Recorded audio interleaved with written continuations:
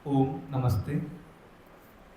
तो पिछले 2-3 बार मैंने पंडित गुरुदत्त विद्यार्थी जी की जो पुस्तक है और जो उनका बहुत इम्पोर्टेंट काम है, टर्मिनोलॉजी ऑफ वेदास, उसके 2-3 मैंने व्याख्यान इधर पर दिए थे कि कैसे वेदों की सही व्याख्या की रीति क्या है।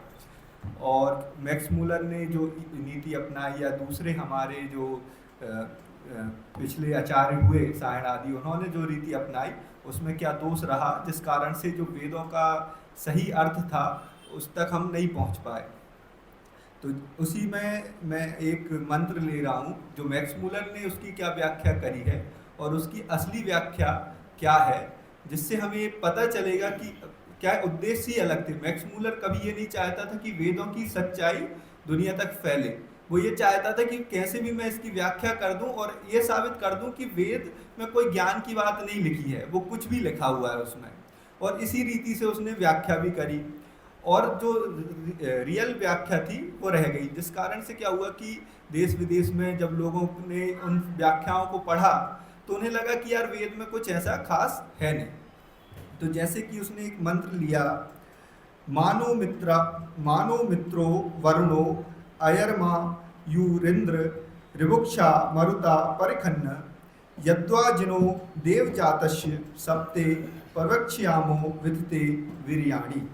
अब इसका मैक्स मूलर अर्थ करते हैं, अनुवाद करते हैं, मित्र, वरुण, आर्यमन, आयु, इंद्र, ऋभुक्षुओं के स्वामी और मरुत हमें न डांटें, क्योंकि हम यज्ञ में उस तीव्रगामी अश्व के गुणों का वर्णन करते हैं जो देवताओं से उत्पन्न हुआ है।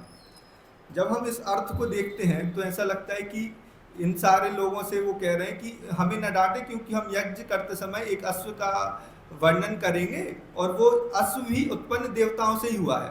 तो सामान्य लोग ये सोचेंगे कि यार इसका क्या ही अर्थ निकला कि देवताओं से एक तो अश्व कैसे उत्पन्न हो गया, और ऊपर से अगर चलो अश्व उत्पन्न हुआ और वो वर्णन करते हैं जो देवताओं ने दिया है, तो फिर वो डांटेंगे क्यों अगर उसका वर्णन हम कर रहे हैं।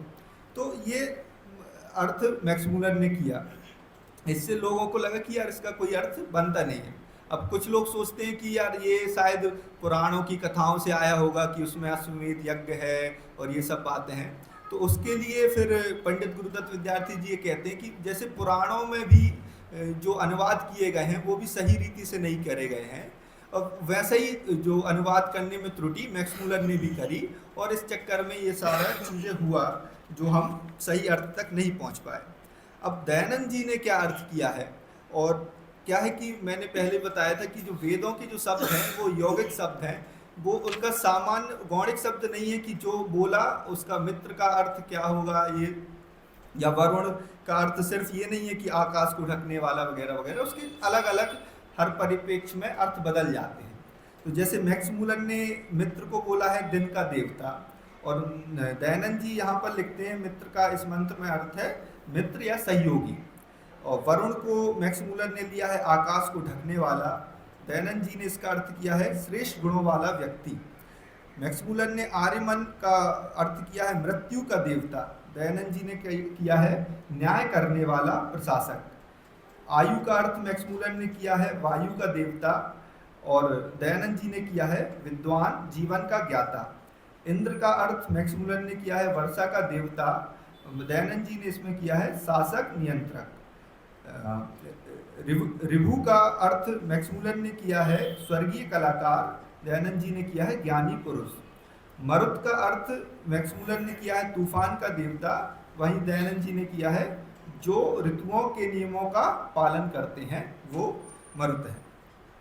तो इसमें क्या हुआ कि मैक्स मूलर ने सारे गौणिक अर्थ को लेके उस मंत्र की व्याख्या करी, लेकिन महर्षि जी ने उसके यौगिक अर्थों को समझा और उसके आधार पर उसकी व्याख्या करी।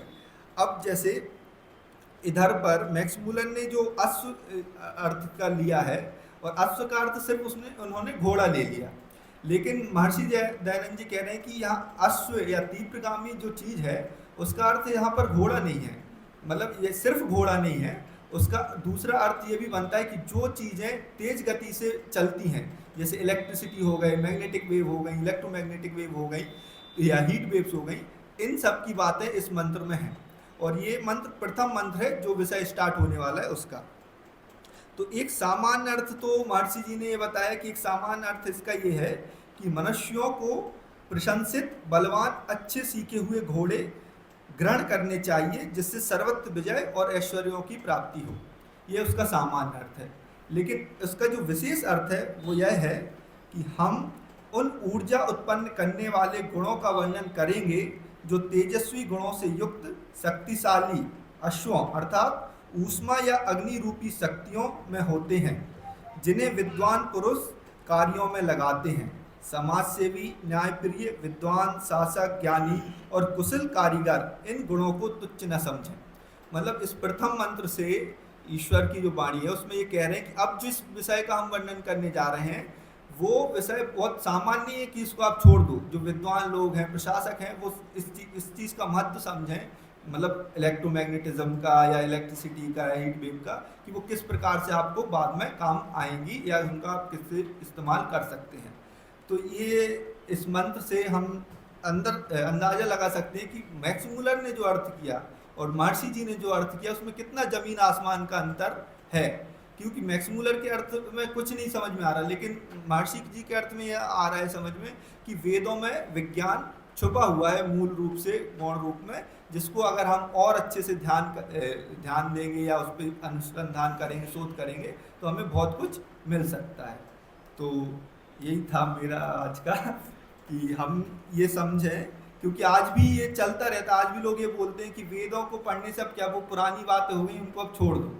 लेकिन मेरा ये मानना है कि अगर सरकार और लोग उस पर जितना रिसर्च फंड में खर्च करते हैं दूसरी जगह, उसका 10% भी 5% भी इस क्षेत्र में खर्च करेंगे तो और अच्छा अपन को कुछ मिल सकता है। ओके, नमस्ते, धन्यवाद।